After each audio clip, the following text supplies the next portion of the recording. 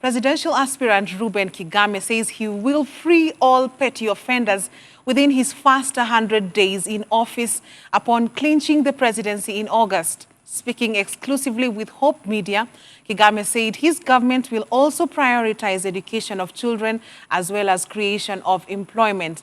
In a move to cushion learners from burdensome loans, Kigame said he will waive all HELB loans and channel the money to better causes. He faulted the government's move to allocate money to collapsing entities, saying the money could be put to better use. Tony Omondi now reports.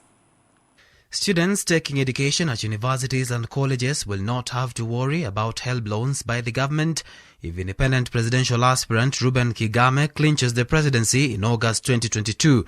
The presidential hopeful, who spoke to Hope TV, said the government has been wasting money in trying to build unsalvageable institutions in the country. The problem of our youth does not begin with graduation. It begins with the education system itself, because it spits out a lot of youth at class 8 and at form 4. Where do we take all of them? Why do we have children on the streets? These are youth. It's because the system spits them out. So the first thing to do is ensure that every child has an education paid for by the government. And so that 100% transition to free education is going to be my priority. But secondly, create opportunities for young people to be employed by their talents, employed by the skills they get in college, open up devolution so wide so that jobs can be found in Turkana, in Marsabit, in Lamu, in Sirare. You don't have to go to Nairobi to get a job. So empower the counties and then create investment opportunities locally first and then internationally. Kigame, who is confident of winning with the backing of God, says although the candidates affiliated to the major political parties have received endorsements, only the endorsement of God matters. This even as he welcomed any support of the church. Kigame, owing to his successful music career, says he has supplied the church with good music and the church reciprocating support to him is welcome. If you would be saying that I desire the church to support me, oh, I would love to, because I'm one of them. I write songs for them. I preach in their churches.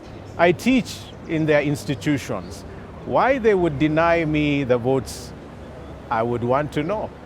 However, as I said, we can do everything we want, but in the end, a king is put in office by the owner of this universe, and that is God Almighty. The aspirant, who was part of the Eagles National Alliance, an outfit supporting Christian candidates, said that he opted to go it alone as an independent candidate after realizing that they had negotiations and registration details to fill, adding that he was also approached by non-Christian parties as well. Nobody goes to run unless they want to win. So I'm running because I believe I will win, and because I believe it's possible, and that God has put everything in place for me to win. However, there is victory at many levels. I know I want the ballot win, but I want two victories at the same time. I want to win over ideology and the way we do politics. And I want to install the best government ever that Africa had. Kigame says his government will be different from the previous regimes, castigating the Jubilee administration for condoning wanton corruption in the country.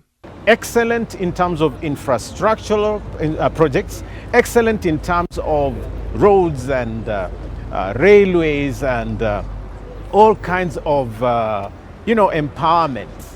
But this current government is also one of the most corrupt. Over 17 scandals on my desk that depict how corrupt we are.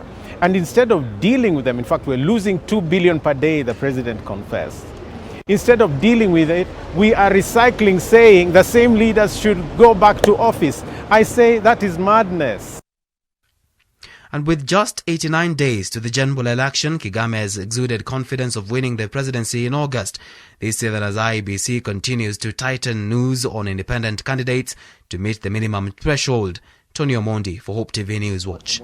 Asante sana. Amen. God bless you and all the best.